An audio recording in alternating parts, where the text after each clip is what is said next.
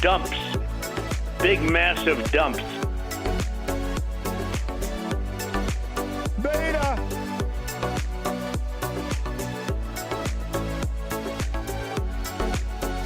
There's insanity in the control room. Uh-oh, I'm in trouble. Please clap.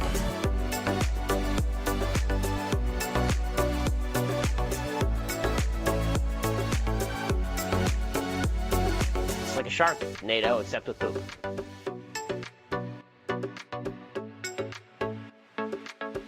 Please clap.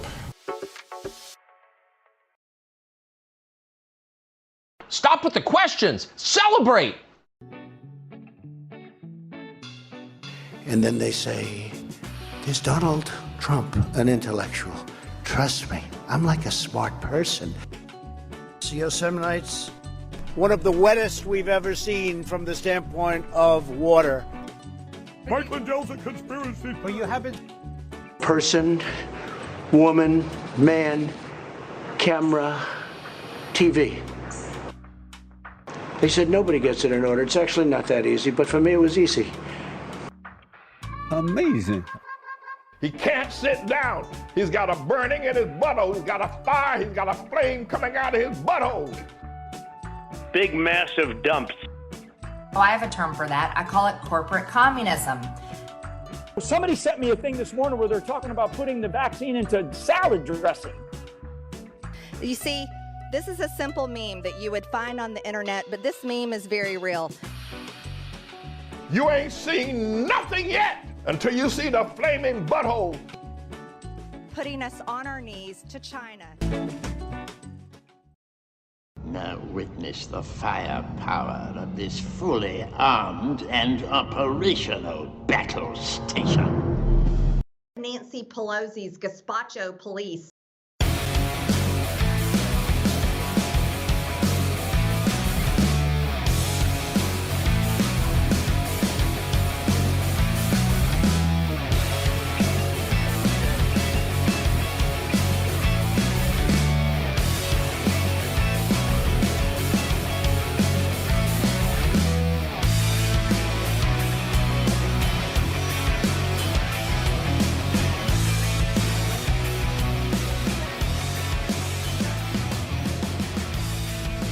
Around the nation, Waldorf Nation. What's up, everybody? It's Thursday. We got a show for you all. Welcome, welcome. It's going to be fun. It's going to be disastrous. It's going to be interesting. So stay tuned. We're going to have a fun show today. We have Trump versus tomatoes. We got Attack of the Killer Tomatoes going on here. I remember that cartoon, by the way. Not just cartoon, but it was also a movie. I understand that, but I do remember watching the cartoon. Hilarious. Madison Cawthorn, not having a good time. Very bad time. With an interesting twist. We have Marjorie Taylor Greene versus the Catholic Church. That is we got heavyweight matchups here. We got Madison Cawthorn versus the Republican establishment. We have Marjorie Taylor Greene taking on the Catholic Church. What is going on here? We got Tennessee Republicans versus education. That's not a surprise. And of course, Republicans not too happy with the idea, the possibility of any sort of student loan debt cancellation. So we're going to talk about that. We've got fun. We've got disaster. We've got angry conservatives, as always. We're going to make fun of them. Let's do it. And if you haven't already, please like and share the stream. Very important that you do so. All right. Let's dive in. Quite delicious. All right. It appears that former President Donald Trump is not a big fan of fruit. A specific type of fruit. Now, in transcripts of an October 2021 deposition. So understand that this happened a long time ago, but it was just recently filed in court on Tuesday. Here we have a little bit of a look into former President Donald Trump's hatred of tomatoes. Yes. Now, in fact, he went on about how dangerous not just tomatoes are, but pineapples, and how, very, very dangerous. It's a very dangerous fruit. Dangerous fruit. Now, Trump was testifying under oath in a civil lawsuit brought by protesters alleging that they were assaulted by security guards outside of his New York offices back in 2015. So now, of particular interest to lawyers representing the protesters were Trump's remarks during a speech in Cedar Rapids, Iowa on February 1st, 2016, in which he had told attendees, quote, "If you see someone getting ready to throw a tomato, just knock the crap out of them." Now, who knew, of course, Donald Trump's own words would be used against him? Very strange. Except that everybody kind of figured that out. But anyway, when he was asked, hey, why would you say that? Trump testified that his campaign had received a threat. Oh, no, a threat. But, well, look, was there a gun? Was there a bat? A mace? So somebody threatened him? No, they were threatening him with fruit. In fact, he said, quote, they were going to throw fruit. Fruit. And if you get hit with fruit, it's very violent stuff. We were on alert for the fruit. Watch out for the fruit. Very, very dangerous fruit. Which is funny because this is the guy who talked about using Second Amendment solutions versus Hillary Clinton. And yet the guy is afraid of fruit? Oh, they're going to throw tomatoes. It's bad, very, very bad. They're always so incredibly scared when it comes to innocuous things like fruit. I guess that explains why they're all so heavily armed all the time. They're scared of pretty much everything. And now, and then of course they all have an arsenal of guns. Now, Donald Trump himself, you remember, he went and hid in the bunker. He's a bunker bitch. And it's because of the fruit. It's because of the fruit. All right, now, he also said, he went on, it's worse than tomato. It's other things also. But tomato, when they start doing that stuff, it's very dangerous. There was an alert on that day. Right. It's a tomato alert. A red alert? Interesting. All right. Now, Trump then conceded a little bit. Oh, okay, it's sort of a joke, but then went to contradict himself, shockingly, saying there's a little truth to it because hurled tomatoes, very dangerous stuff. You can get killed with those things. With tomatoes? I've never heard of anybody getting death by tomato. Maybe, look, just because I've never heard of it doesn't mean it's never happened, but it's got to be extremely rare, if it ever has. Death by tomato. Now, look, I'm not saying it wouldn't suck to get hit by tomatoes, although I would never know because I've never gotten hit by a tomato.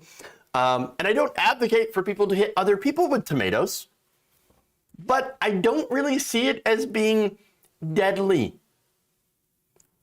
Now, if you were throwing a watermelon or a cantaloupe or other types of larger fruit, then perhaps that would do some damage. Now, of course, the downside to that is you'd have to get pretty close. Okay, your range on the watermelon, for example, would be quite low. You'd have to get real close to Trump and just chuck it, which I don't advocate for. But it would be very difficult to do, as you'd probably get tackled by Secret Service beforehand when you even try to get close. So very limited range on that. Now, that said, Trump went on. Oh, yes. He said, and some fruit is a lot worse than tomatoes are bad, by the way, but it's very dangerous. No, I wanted them to watch. They were on alert. I remember that specific event because everybody was on alert for the tomatoes. They were going to hit hard. Wow. Now, he was asked whether anybody there had actually had any tomatoes, which again, would be very easy to spot. It's not like you can stuff them in your pocket, all right? A bag of tomatoes, not very easy to conceal. In fact, you would probably have better luck with perhaps soup. A can of soup. Soup for your family, though. Because that's what it is. Soup for your family. I don't know. You know? Obviously, nobody had any tomatoes. And so, look, it worked out that apparently nothing happened, according to Trump. Now, moments later, when grilled about further declaring during an Iowa speech that he would pay for the legal fees of anyone who knocks the crap out of a protester, Trump once again said he had faced a serious threat. Is it your expectation that if your security guard sees someone about to throw a tomato, that they should knock the crap out of them? He said, well, a tomato, a pineapple, a lot of other things they throw. Yeah, if security saw that, I would say you have to. And it's not just me, it's other people in the audience that get badly hurt. Yeah, I think that they have to be aggressive in stopping that from happening, because if that happens, you can be killed if that happens. Yeah, okay. And he added, I'm sorry, this is during cross-examination, and getting aggressive includes the use of physical force. The lawyer followed up, to stop somebody from throwing pineapples, tomatoes, bananas. Well, that would be bananas, by the way. Bananas don't exactly, they're not very aerodynamic. They're not going to fly very well. So if you're throwing a banana, you're going to have a difficult time. Okay? Nonetheless, apparently throwing bananas, he had said, and added, it's dangerous stuff. Now, look, I don't think that we should equate throwing fruit to punching someone in the face, getting aggressive with somebody. Now, again, I'm not saying that you should do either of those things. Please don't. But you can't really make an argument that one isn't worse than the other, because one is. Again, you can get hurt by fruit. I would think that it's a bit of a rare occurrence, but it's much more likely to do some lasting damage if you're in a confrontation with security guards who are like tackling you and punching you in the face. Much more likely to damage versus fruit. Just say. Look, if you were caught throwing fruit at anybody, even politicians, then you should be escorted out by security. Not that security should break your face in doing so. Okay? There needs to be some restraint here, obviously. Again, but for people like Trump, understand that it's not just the physical aspect of this, or really even the danger. I think for him, it's more of the indignity, the embarrassment of being hit with a piece of fruit. And again, that's what, that's like the common trope for somebody who is not entertaining, or like not a good comic or entertainer, things like that, that they get booed and they get, tomatoes thrown at them. So for him, I think as a background as an entertainer, you would think that he would be more susceptible, to thinking about the embarrassment of being thrown, having fruit thrown at them, as opposed to anything else. And of course, he's also a coward. Very, very big, cowardly, super weak person who hides in the bunker all the time. So yeah, that makes sense. Trump being terrified of fruit. And that's why he wants maximum force against anybody who would dare to do that. And again, I don't advocate for that. If that happens, yes, they should be dealt with a measured and correct response in removing said person, and then allowing the authorities, like law enforcement, to be able to quietly separate them and do whatever punishment I guess fits that crime. So that's just what I think. But again, Trump, not surprising that he's afraid of fruit.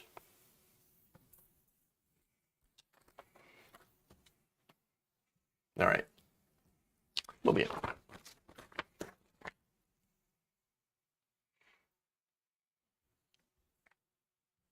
Let's go to Madison Cawthorn.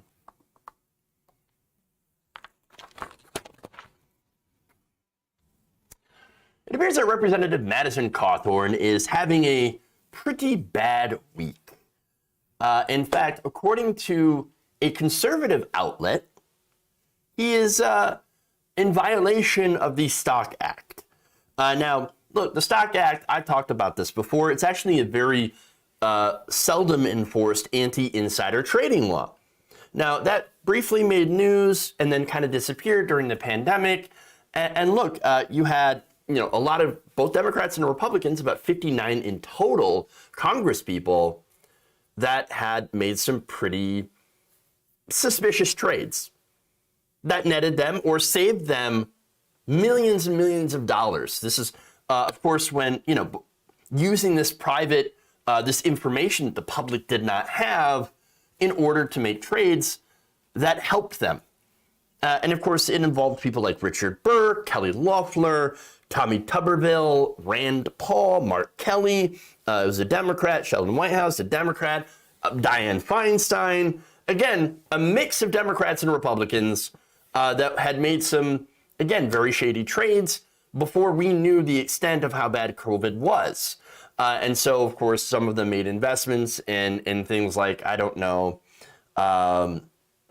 things to help people work from home, like, for example, Zoom, companies like that, telecommunications companies, investments in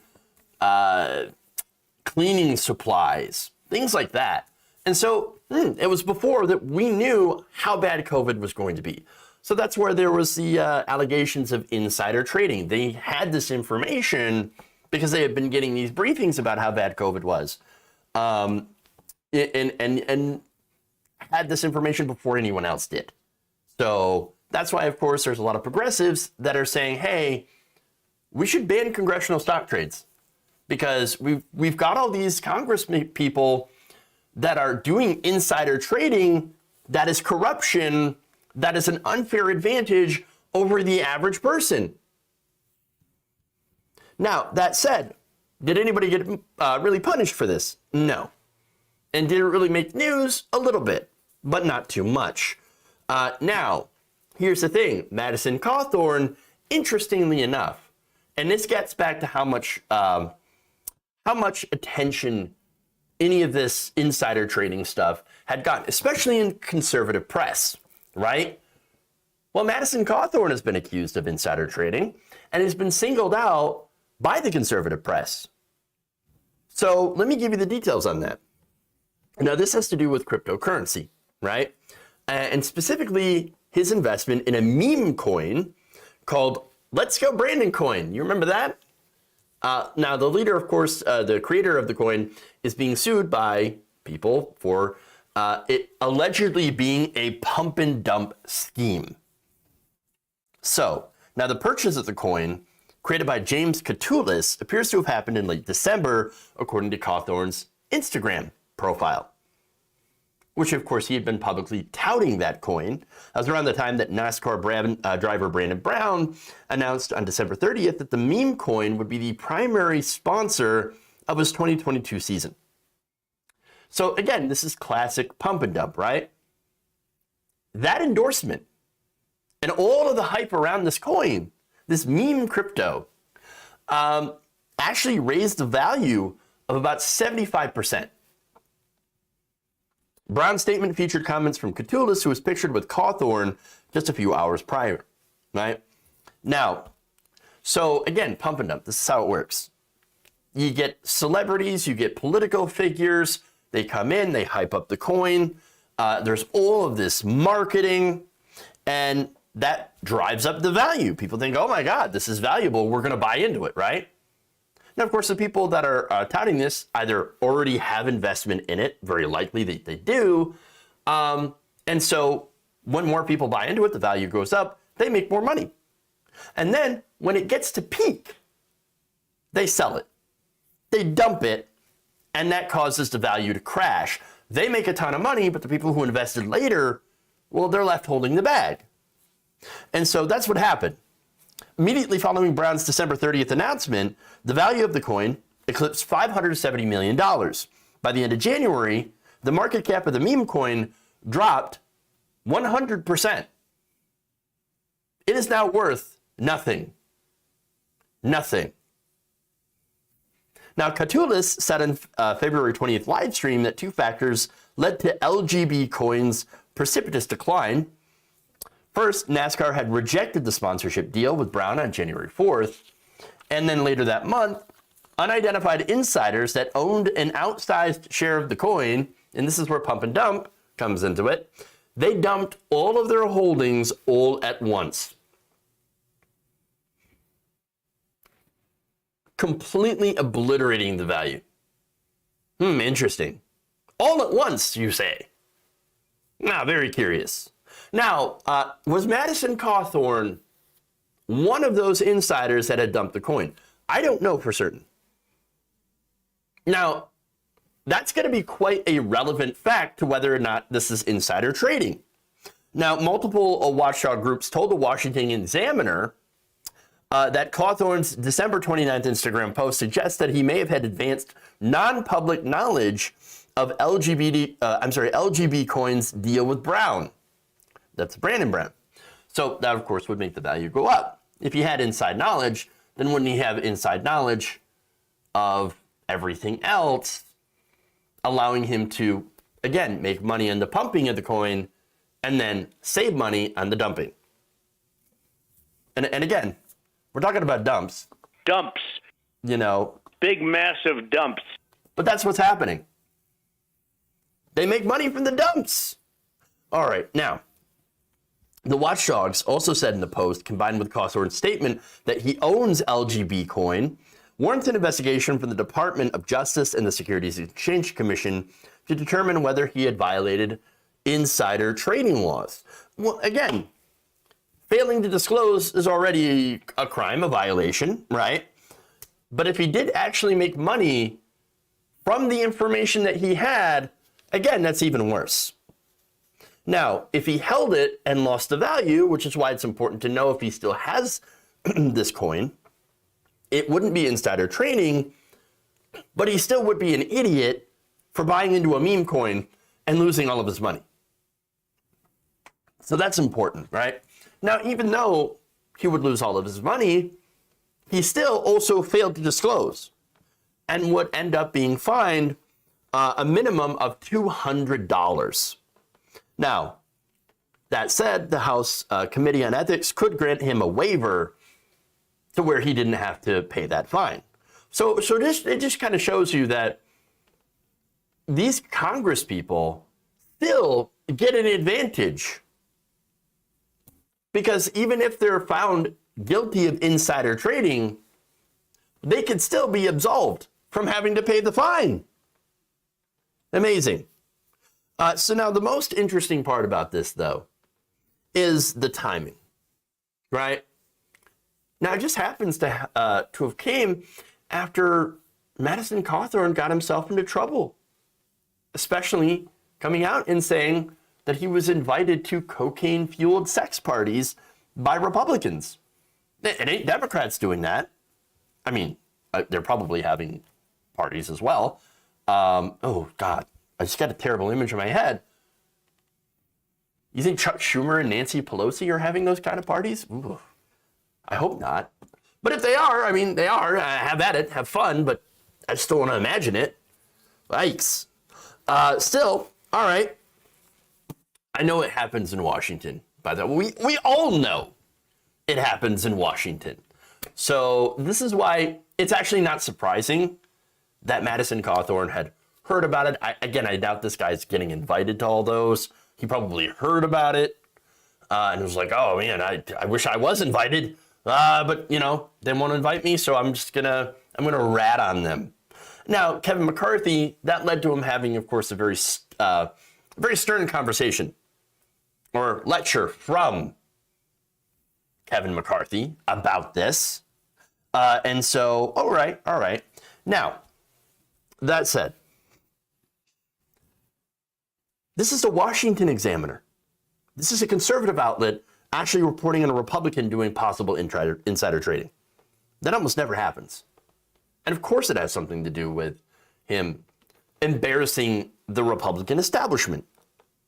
Madison Cawthorn is getting in trouble for doing things that Republicans do. Again, it's important to note that in February, Cawthorn had also introduced a resolution that would have helped himself, that would deregulate crypto and incentivize blockchain innovation. So, just like other Republicans, he's introduced legislation that would help him, his finances personally, his personal financial situation. Again, Democrats and Republicans do that all the time.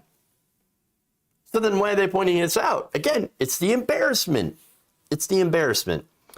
In fact, now you have Republicans, establishment Republicans, on the warpath. The Committee on House Ethics, for example, according to a Republican senator, could involve itself. He said insider trading by a member of Congress is a serious betrayal of their oath. And Congressman Cawthorn owes North Carolinians an explanation. There needs to be a thorough and bipartisan inquiry into the matter by House Ethics Committee. This is Tom Tillis, by the way, a Republican from North Carolina, who has endorsed his primary opponent. Cawthorn's non-disclosure of his stated purchase raises serious questions of whether Cawthorn violated the law, according to Kedrick Payne of the Nonpartisan Campaign Legal Center, who previously served as Deputy Chief Counsel of the Office of Congressional Ethics. The lawmaker should explain the discrepancy because the public has a right to know that their elected officials are not violating the law. Based on what's already in the public domain, there's at least a strong case to be made that Representative Cawthorn violated the Stock Act reporting requirements, as well as potentially engaging in insider trading, according to Dylan Hedler-Gaudet, the government affairs manager for the nonpartisan watchdog organization Project on Government Oversight, adding this, quote, "I'm reminded of the expression about something that quacks like a duck, probably being a duck." Well, no kidding.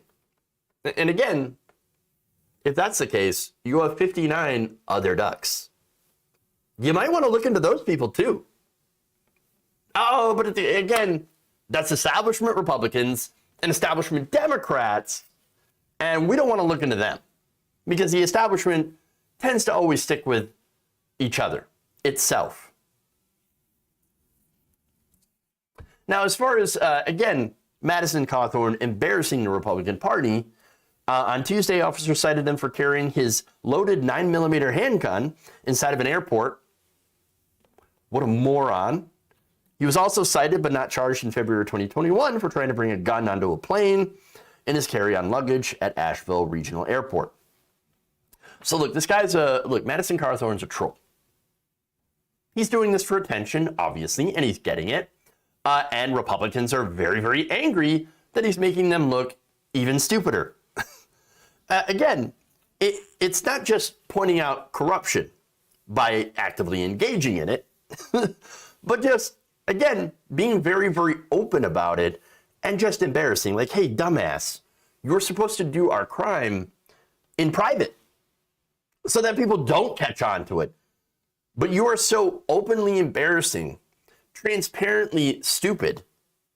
You keep drawing attention to the stuff that we do all the time. And now they've had enough of Madison Cawthorn, and now they're trying to get rid of him. To which I say, of course, since there are no good people in this story, let him fight.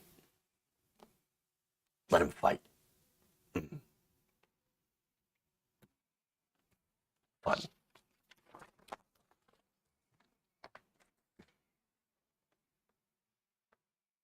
All right. Yeah, casting him aside. Yeah, they do that. Again, because he's embarrassing. Okay. What was it? I can't see Republicans having drug-fueled anything, let alone sexual escapades. You don't know the half of it. I'm pretty sure they are. I don't, and it goes down to the hypocrisy, by the way. These are the same people that moralize all the time about, there's so much immorality, there's so much of all of this terrible stuff going on in Washington. Look at all the drugs, when they're usually the ones that are doing the drugs. I mean, come on. It's projection. And there's a lot of it. A lot of it.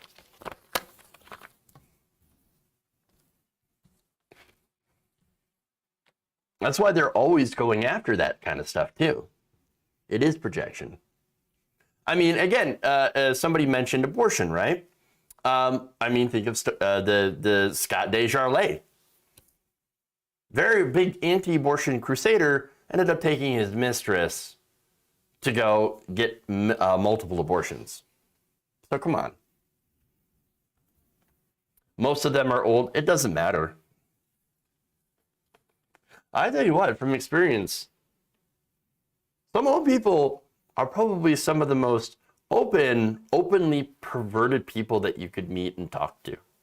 I'm not saying in general, of course, but I'm just saying, take it as an anecdote, if you will, because that's just mainly what it is. From my experience, there's some very perverted old people.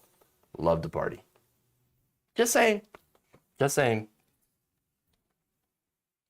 And there's nothing wrong with that, by the way. Geriatric orgies. You know what? I'm not surprised. Wouldn't be surprised. All right, anyway. Let's move on. Let's go to Marjorie Taylor Greene. Again, the let them fight. It's a theme today. It's a theme.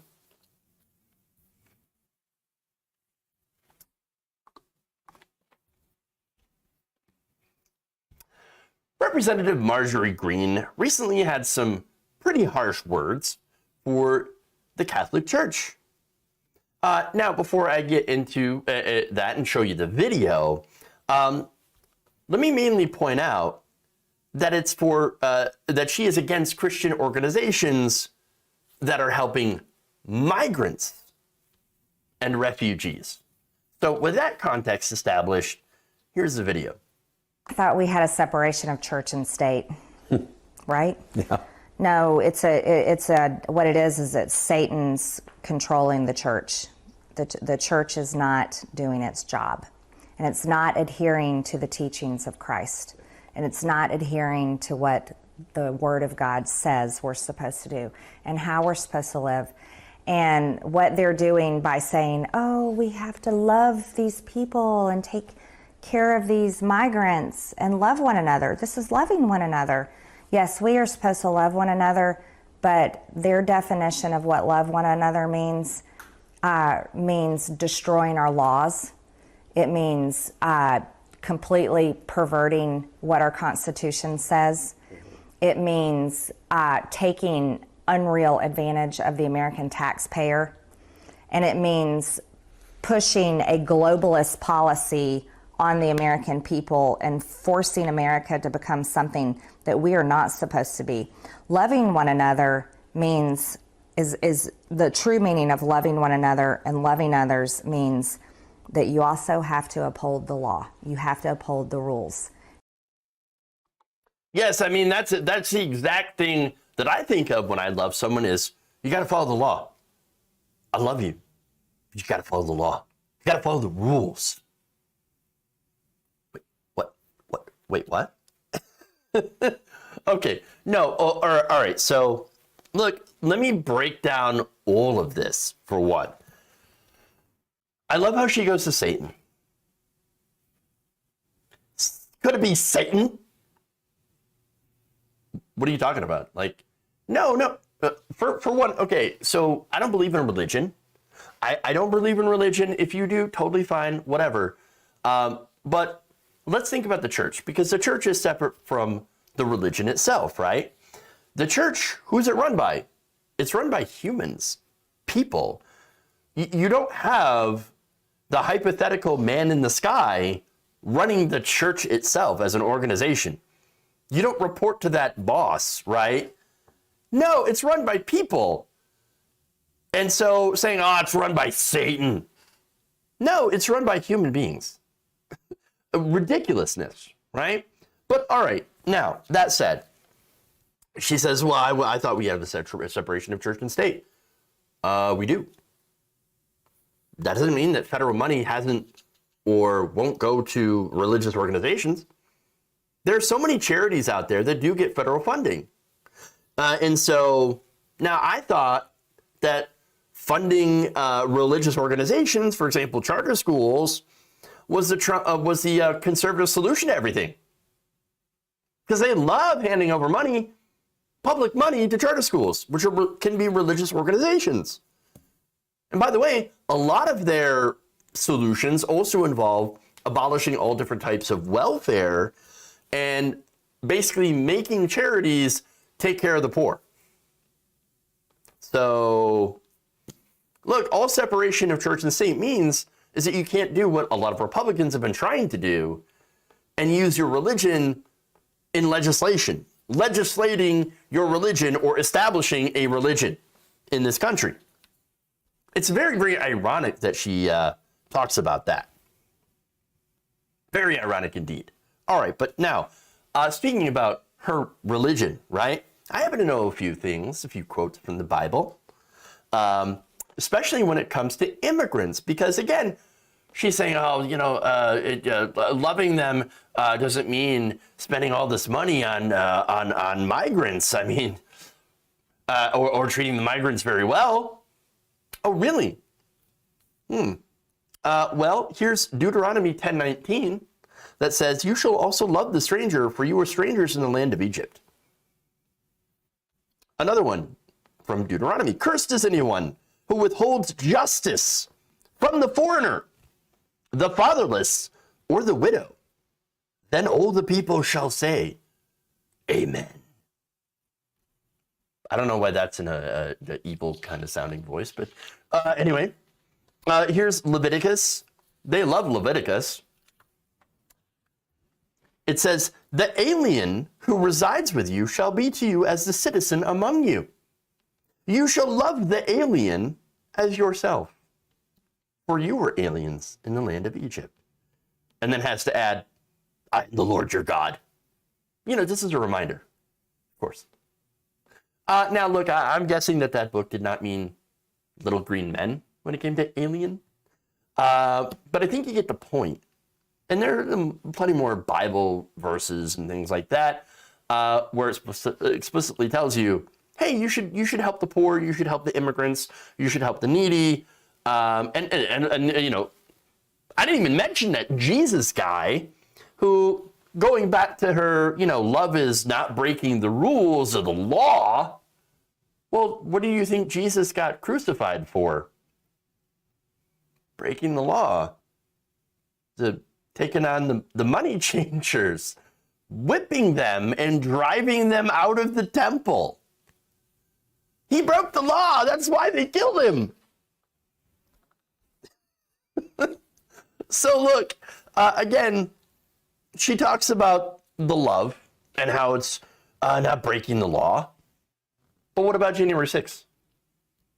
I thought she said that the January 6th Capitol rioters were patriots, love this country. We love it so much. We're going to fight for it against the so-called stolen election. Well, they broke the rules, didn't they? Well, there was tons of law breaking there. So, yeah, her statements seem pretty hypocritical. Let me just say that. Now, that said, speaking of the migrants, right? So she doesn't want us helping immigrants or migrants or giving money or anything like that. So here's her solution on what we should do. Well, here's what we should be doing. We should hold those countries accountable. Oh, I'm sorry, Guatemala, you're not getting a check this year because you have sent X number of thousands and tens of thousands and hundreds of thousands and millions of people to illegally invade our country as if they're an army. They may not have guns, but they're the numbers of a regiment, of an army. We won't be able to send you your foreign aid until you bring your people back and use this. If you're interested in foreign aid, use this money to help your people, right? Because that's what this is designed. And the bishops, the bishops of Catholic relief charities and services, they should be all in support of that. They should be in support of United States politicians holding these other countries accountable for all the American taxpayer dollars that flood into their countries. So if the bishops were reading the Bible and truly preaching the Word of God to their flock, like and not covering up sex abuse, and not covering up child sex abuse and pedophilia, yes, that would be loving one another would have the true meaning, and not the perversion and the twisted lie.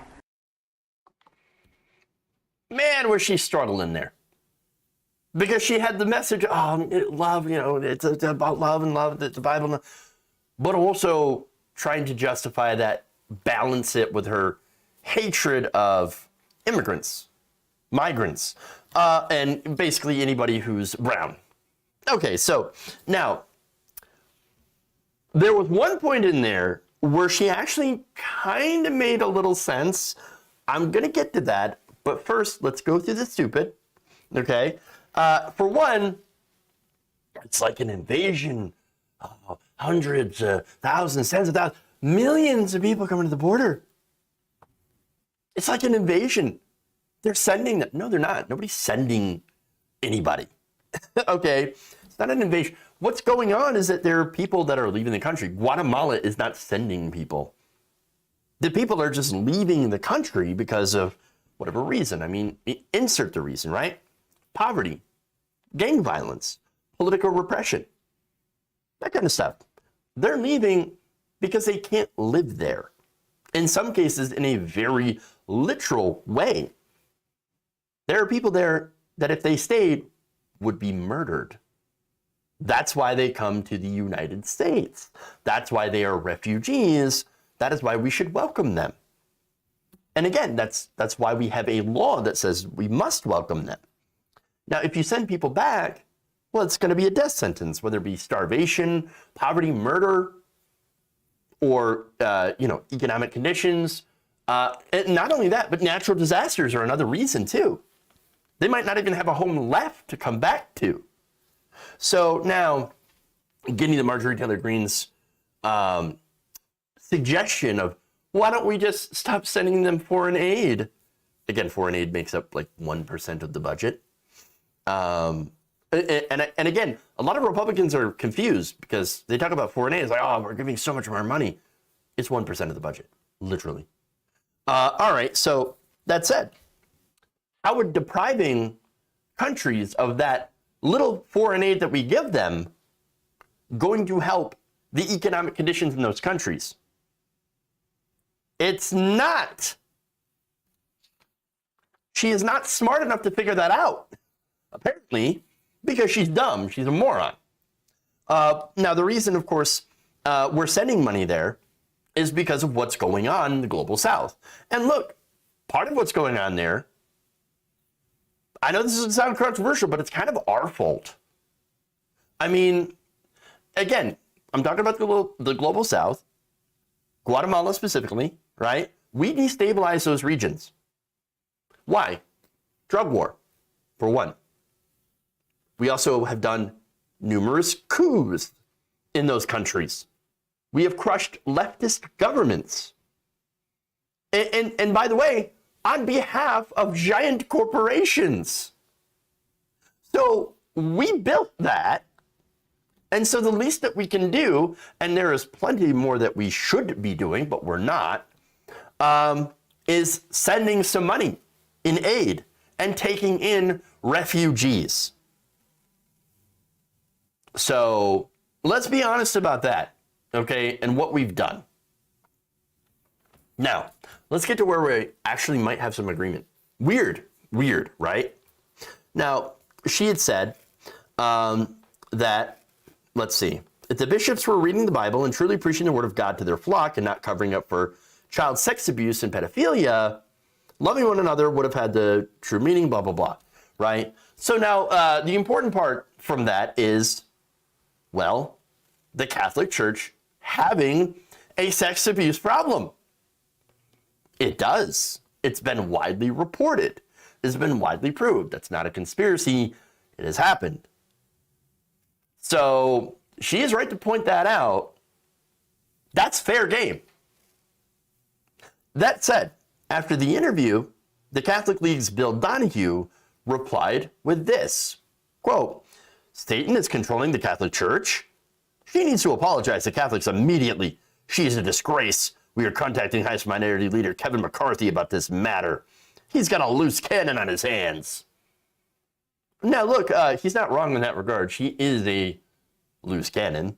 But she did come out and clarify. She said that her earlier comments did not apply to lay Catholics, regular people, right?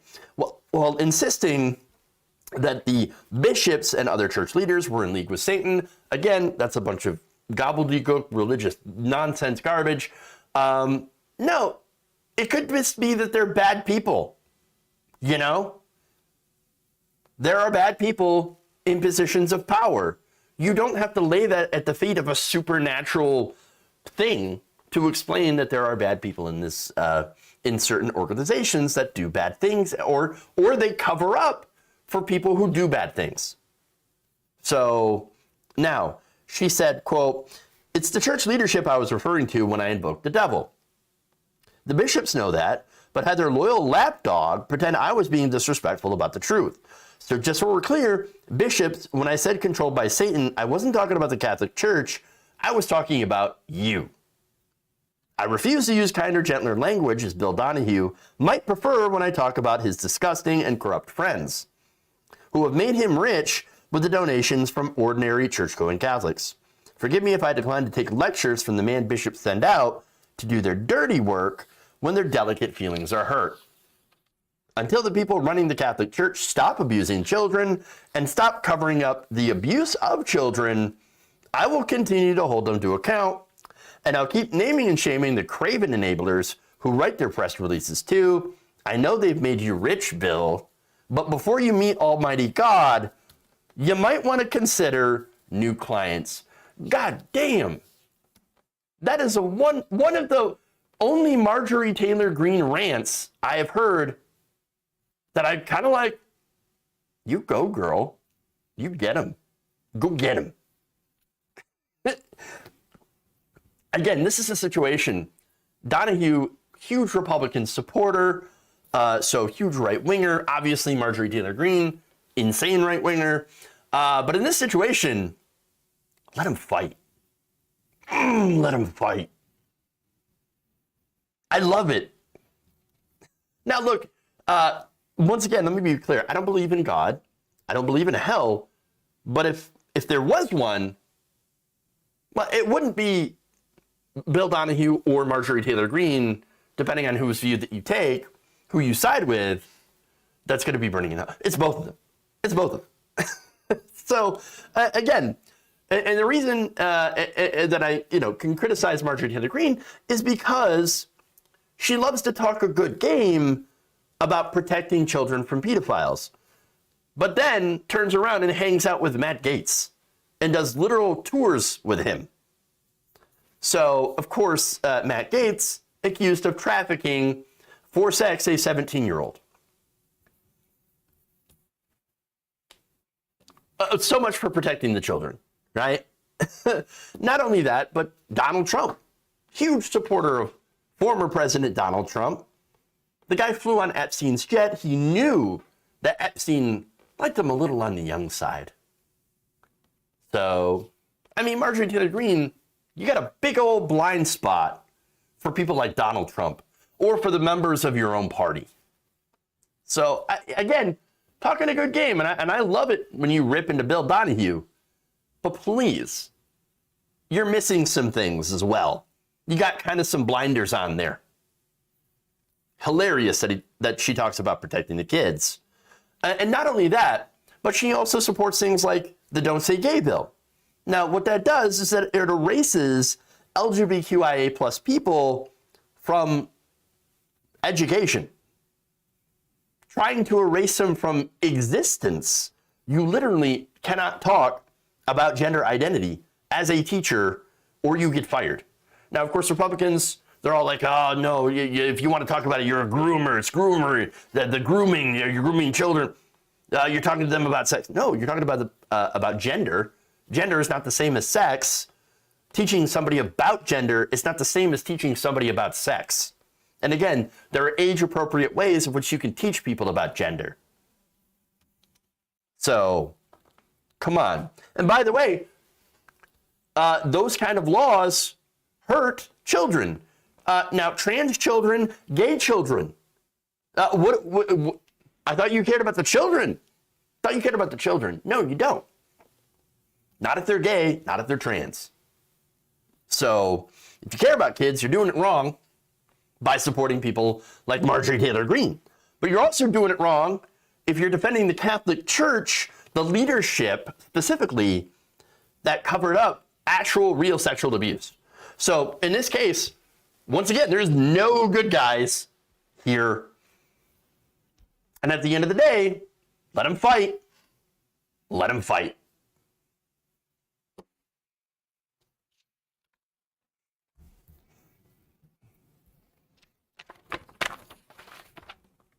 Yeah, why do we need to protect children from perfectly natural functions? Just present it age appropriately. Age appropriateness. Yes, absolutely. Absolutely. All right.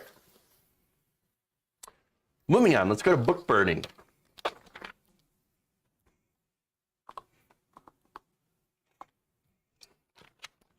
Let me just adjust that just a little bit. That is not in the right place.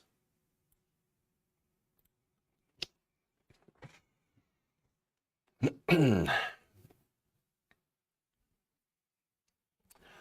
Tennessee Republican just endorsed the idea of burning books. Now, this is after the GOP-controlled legislature of Tennessee advanced a bill on Wednesday that would remove certain books from public school libraries. Now, this is happening all over the country. It's basically a Republican war on books, on libraries, and on teachers. Now, the sponsor of that bill, Jerry Sexton, added that, hey, you know what? Not only should we remove the books, we should probably burn them too. Now, the Associated Press reports that Sexton introduced a last-minute amendment this week to a school bill that would give the state textbook commission, which is, of course, made up of political appointees. Right. They would give that commission veto power over what books would end up in the school libraries. Schools would then have to provide the commission with a list of all of the books in their possession, any library materials. Now, of course, you don't have to guess which ones would be a problem for this Republican-appointed political commission. In case you didn't know, it would be anything involving racial issues or LGBT issues, because of course, right? Now, Democratic Representative John Ray Clemens from Nashville had a line of questioning here that he proposed to Sexton and basically asked, what are you going to do with the books? Quote, you're going to put them in the street, right? Light them on fire? Where are they going? Sexton then said on the House floor, quote, I don't have a clue, but I would burn them. I will burn them. Oh, okay. Now, he later on clarified. He said that he wasn't a member of the textbook commission and didn't think the book burning would actually happen. But, you know, for him, I mean, if those books just ended up in a heap on fire somewhere, I guess he wouldn't be all that upset about it. Wouldn't have a problem. Okay, very clear where he stands. Look, Mr. Sexton, obviously another culture warrior who has embraced big government censorship, like Republicans inevitably do. I mean, they want to talk about censorship all the time, and yet they're the ones that are burning the books. They are the bad guys. In fact, earlier this year, Sexton lashed out at librarians during a hearing that included testimony who claimed that teachers were, here we go again, grooming kids. Somehow education has become grooming. Now for them, this is part and parcel of their culture war and an attempt to enrich their donors. How so? By eliminating public education. Look, Kennedy, Lisa Kennedy on Fox News, very, very open about it. She's like, maybe there should be a time where we should just consider the role of, or just eliminating public school altogether. Well, that's what they want. At the end of the day, they want to eliminate public education so that, number one, poor people do not get an education at all, and they further fall behind. They go into poverty. And number two, they can funnel money towards religious education, charter schools. And by the way, Democrats also have been pushing charter schools. And so that's been a huge push to eliminate this public education. So this is very disastrous. This is very dangerous. And now their newest weapon, the Republicans' newest weapon, is claiming that everybody is a groomer. Oh, you're grooming children, you're grooming children, you're a groomer, you're a pedo, blah, blah, blah. And it's all, of course, QAnon related. And so this smear has gone all the way to the local and state level. And it really is very disastrous to see. They say, how dare you have books that are teaching children sex? But you don't have books that are teaching children sex. Not young children. Not, kindergarten through third grade, which they all assume that they are. And by the way, libraries and librarians are saying that schools, look, we already have policies in place for parents to review library books to make sure that they're age appropriate. I don't have any problem with ensuring that books are age appropriate. Nobody has a problem with that. But understand that the mere existence of these books in classes, in the libraries, that's a danger to them because that offers knowledge and information. And they're opposed to that. And it's part of the culture wars. They want to eliminate any mention of race and gender from education.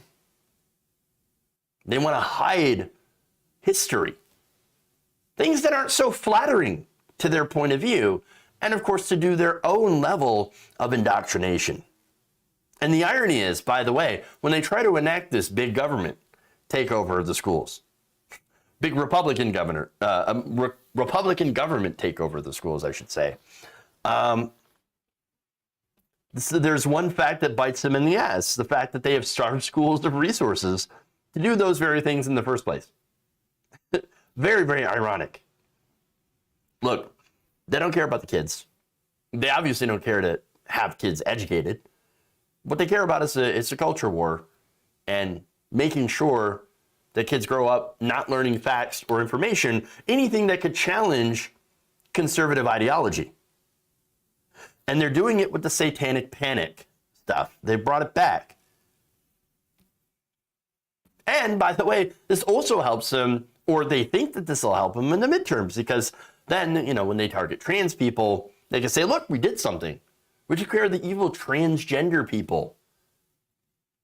But honestly, Republican voters, is that making your life better? Does banning trans people from sports help you pay your rent? Rent that has, since the pandemic, doubled? Has it helped? Did it help you buy food? No. Did it help you with childcare? No, it didn't. Republicans don't want to solve these problems. No, what they want to do is they want to create solutions looking for a problem. And those solutions often involve hateful legislation. Okay. Let's move on. One more here. Okay.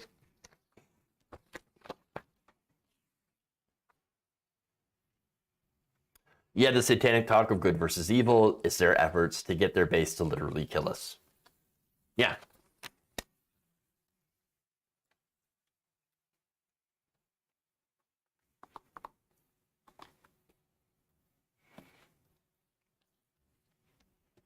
All right. The answer to the culture wars is always tax cuts for some reason. No, for the right wing, always. Always. Okay. Let me just move that.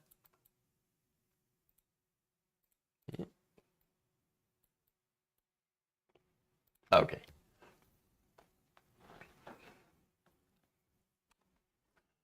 Now, following the vague announcement that President Biden might do something to actually address student loans, including the possibility of limited cancellation for a broad base of people, well, it doesn't matter the details. So right wing decided to go into full freak out mode anyway.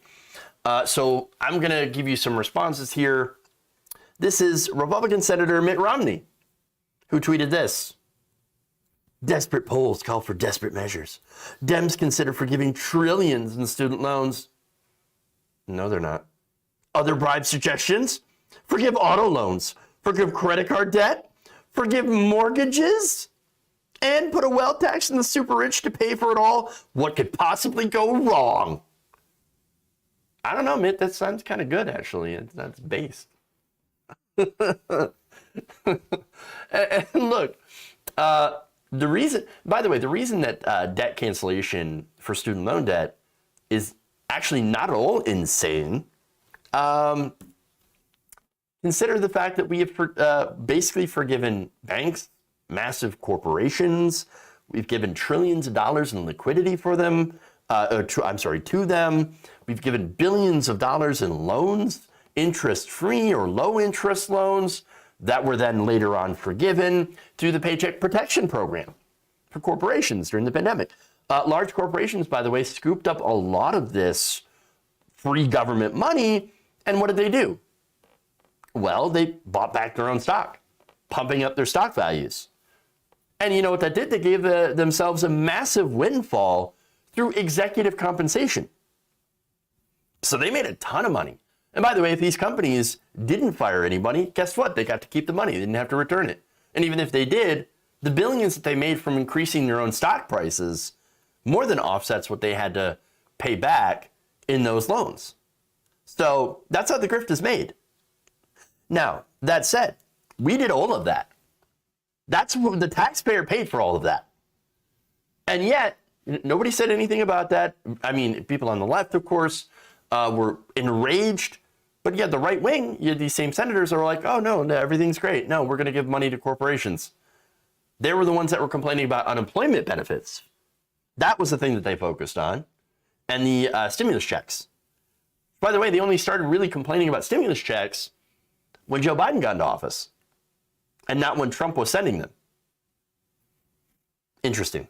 But again, talking about student loan debt, well, obviously forgiving it or canceling it, when it comes to Republicans, we can't do that. No, it's too much money. It's too much money.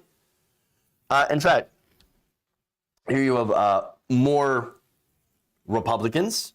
I believe this is, I forgot her name. All right. Anyway, here's a Republican on Twitter.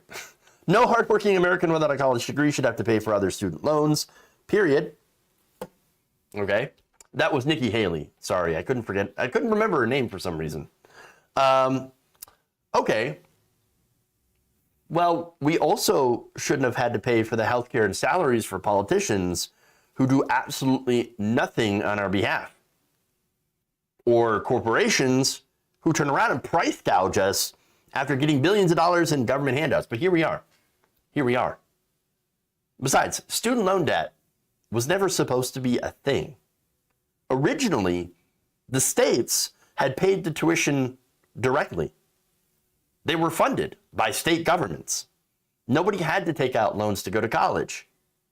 But state governments pulled back, they scaled back, they turned over loans and funding to the government, who gave out guaranteed student loans after the banks, of course, stopped doing it, or they were doing it for some time.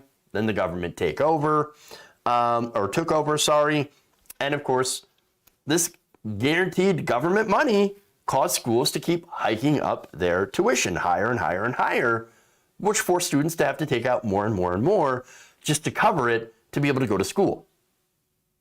So, nobody ever mentions also that just the amount of insane pressure that young people, especially in the early 2000s, were put under to go to college, even if it meant taking out thousands of dollars in loans.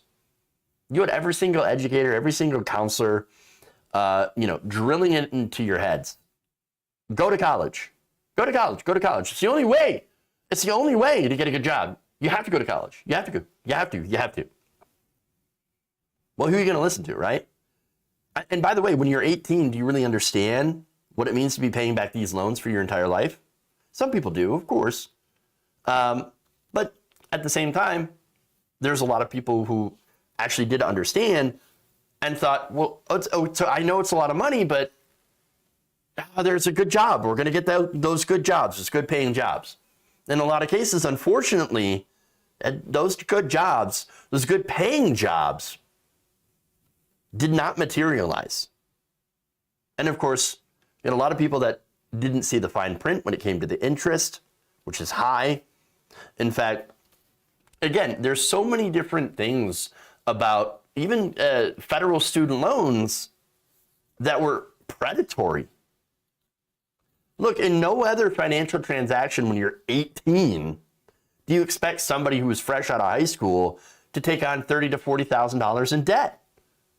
I mean, the average debt is about $28,000. I mean, at 18, do a lot of people get a loan for a car? Maybe if they have a cosigner, if they're lucky, but they're not going to get a new car unless they're rich, of course. Especially if you have a part-time job, you have a little income. You're not going to get a loan for a house either. And yet at the same time, you can borrow $30,000 to $40,000 or more to go to school? Doesn't make any sense. Doesn't make any sense.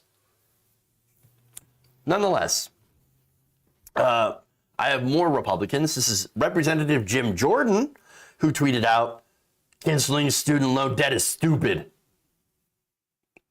Oh. Let's just take advice from the brain genius Jim Jordan. There's more. Taxpayers Protection Alliance President David Williams told the Daily Mail that Biden was placing an undue burden on taxpayers in order to buy votes. I love the allegation of, if you do anything to help people who are struggling, you are buying votes. Coming from the same people who advocate tax cuts for corporations, which is buying votes. Just saying. Now, here's what he said. Canceling all student debt will be costly and bail out the higher income earners at the expense of lower income people who chose not to go to college. Why do you think they're lower income? Just saying. Pointing out that, by the way, they pointed out that higher income earners hold the majority of student debt. Now, I'm seeing this, by the way, this argument's not just a right-wing argument, but there's a lot of establishment Democrats. Matthew Iglesias, for example, former co-founder of Vox, I believe, is like making that argument. You can't cancel all student loan debt. That's going to help rich people. Oh, okay. Well, here's the thing. And by the way, there are studies that say that purport to say that if you cancel all student loan debt, it's going to help rich people the most. Now, for one thing, do people who are higher earners have a lot of debt? Yes, that is true. That is a good data point, right? However, you're missing context here. So now, for that, let's go to a study done by the American Economic Association. It showed that while individuals with student loans have higher incomes, they do not have statistically significant higher hourly wages. Now, what does that say? That suggests that people with student loan debt are actually working longer hours or even multiple jobs in order to service that debt. So, yes, are they making more income? Yes, that's because they have to work more. They have to work more, work harder because of all the debt. Now, secondly, that student loan debt pushes graduates away from public interest careers that would pay lower, that are on the lower end of the pay scale, and pushes them more towards corporate jobs. Interesting. That's why, for example, in rural communities, you have a shortage of professionals where the standards of living are lower, and the result is that wages are lower. And so what does that do to those communities? Well, it starves those communities of people who are highly trained and highly educated because they can't afford to live in those areas and not make those higher wages because they still have all of that student loan debt. And so, look, if you, and by the way, you do have these professionals that will come to these, rural communities, smaller communities, and they have to either have had their loans paid off or, working in public service and qualifying for loan forgiveness, because there are loan forgiveness programs, or they have just managed to be able to take a massive pay cut. That's a result of that. Third, a study of the in the Economics of Education Review shows that recent graduates with student debt also only take jobs that have higher initial salaries, but lower potential wage growth. So now that's interesting because, yes, sure, you get a high salary, then you don't have any growth. You basically stay there. Well, that's not good in the long term. And they do this all to try to pay off their massive student loans. Now, there's also a working paper from Washington University and St. Louis Center for Social Development that found that households with student loan debt actually had a projected $54,334 less in home equity than households without student debt, even after accounting for differences in age, income, occupation, marriage, race, and health status. So, and aside from all of that, by the way, the majority of borrowers in student loan debt are Black. Black borrowers typically owe 50% more in student loan debt upon graduation than white peers. 4 years after graduation, the gap increases to 100%. And a full 37.5% of Black borrowers will default on that debt at some point in time, compared to 12.4% of white borrowers. So if you cancel student loan debt, you're going to help Black people. You're going to help those people the most. Even if the higher dollar amounts are held by people who happen to have more income, you are still helping Black people, people at the lower end who owe, a significant amount of student loan debt, but have lower incomes. You're still helping those people more. So now that said, right? The most effective policy isn't just doing debt cancellation by itself. You have to pair it with making public colleges and universities tuition free, or else you are slapping a Band-Aid on this problem. Now, corporate Democrats and Republicans are against both of these ideas, canceling all student loan debt and making colleges and public universities tuition free. Now, speaking of Republican opposition to this, they even introduced legislation. On Wednesday, GOP Senators John Thune, Richard Burr, Mike Braun, Bill Cassidy, and Roger Marshall introduced something called the Stop Reckless Student Loans Action Act. Well, I really wish we could introduce something called a Stop Reckless Corporate Handouts Act, but again, we don't see any of that. Now, the bill would end Biden's pause on student loan repayments and prohibit him from canceling student loan debt in a broad way. Thune said in a statement, as Americans continue to return to the workforce more than 2 years since the pandemic began, it's time for borrowers to resume repayment of student loan debt obligations. Now, I'm going to show you how many people are not prepared for that later, but more of the statement. Taxpayers and working families should not be responsible for continuing to bear the costs associated with the suspension of repayment. This common sense legislation would protect taxpayers and prevent President Biden from suspending federal student loan repayments in perpetuity.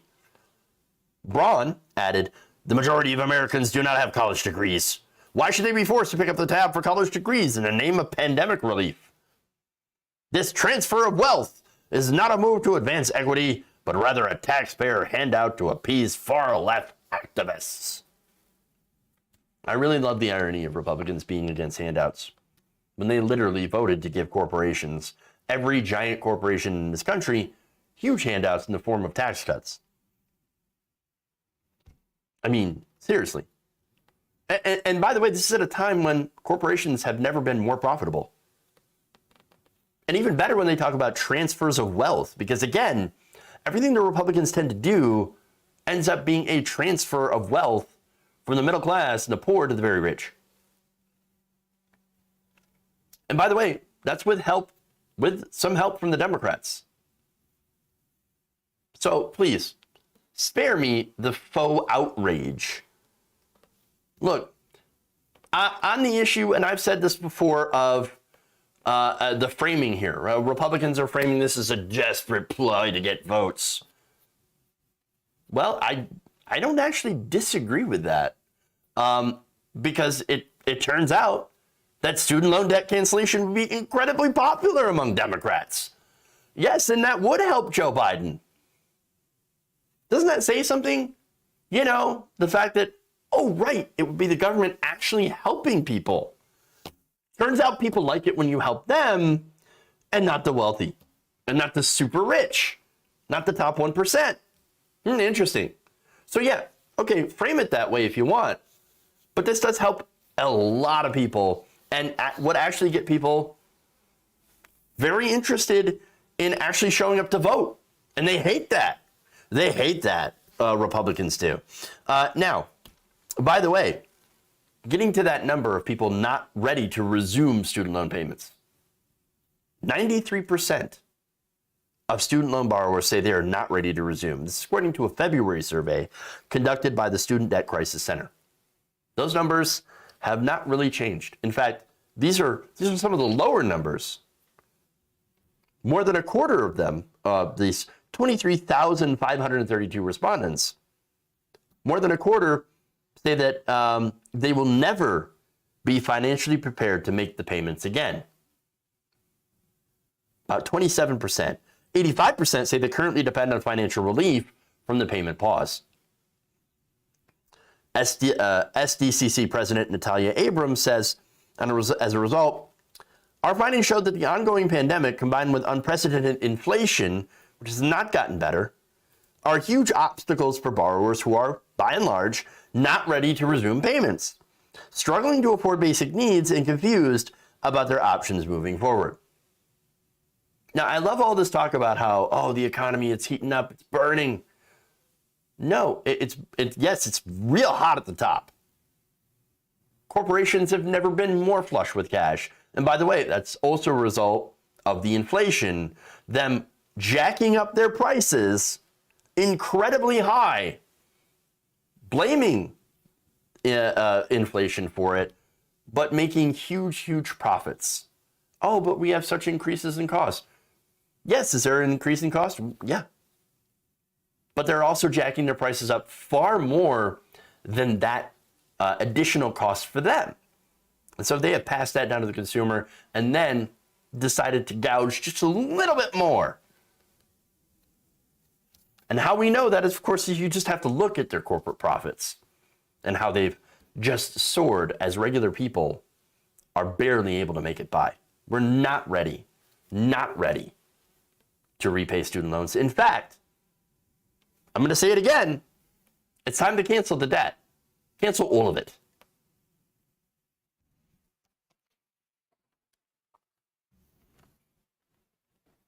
Okay.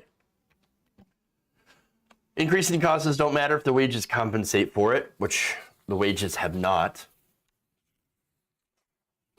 Okay. So, that's it. Long show today, so I apologize for that. Massively going over. All right, so SBloom85, thank you for resubbing with Prime for 17 months. Appreciate that. Super chats here. Let's go get those real quick. Open that up. All right.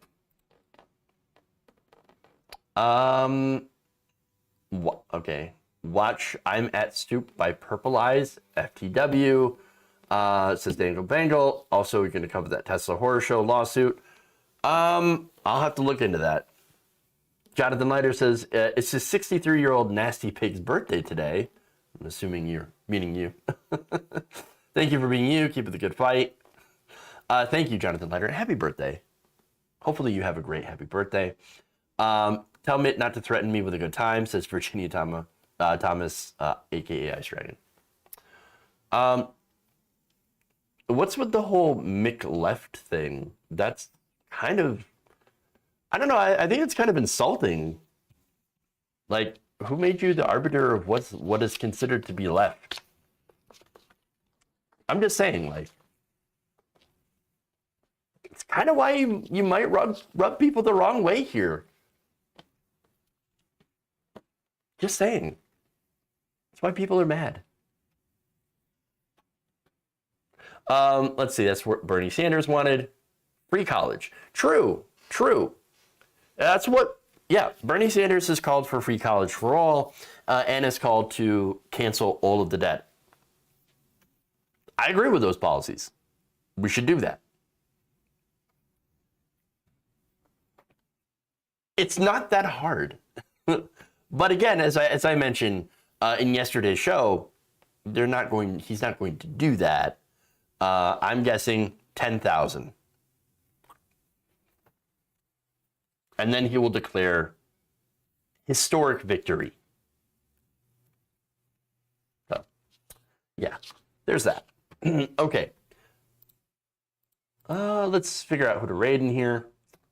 One woman said that student loan cancellation is an insult to the elderly who has to decide between food or medication. Maybe that's another issue that needs to be addressed. And by the way, how that doesn't like directly take money from your pocket. You're paying taxes regardless, right? And so that doesn't, canceling student loan debt is not going to take money out of that old lady's pocket and put it into another person's pocket. That's not what's going on here. I don't understand how that's an insult to an elderly person, which again, by the way, yes, we do need to make all medication basically covered. Yes, make medication free for old people. That would be great. We could do that through Medicare for all. I love how they like to pit people against each other. Old people versus black people, mainly, and students. So, yeah. Having to decide between food and medicine is an American tradition. Right. Okay. So, anyway, that's all I've got. Please like and share the stream if you haven't already. Very important that you do so. Again, helps us out greatly.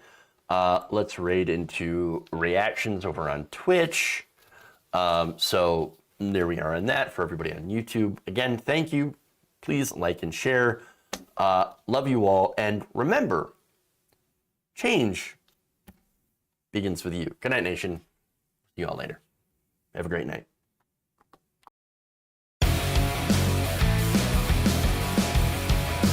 I have not loved this conversation. How you like that, boy? It's like Sharknado, except for food.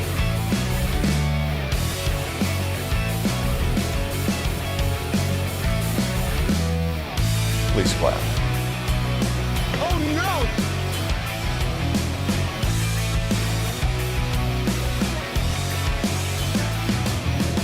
Beta bear.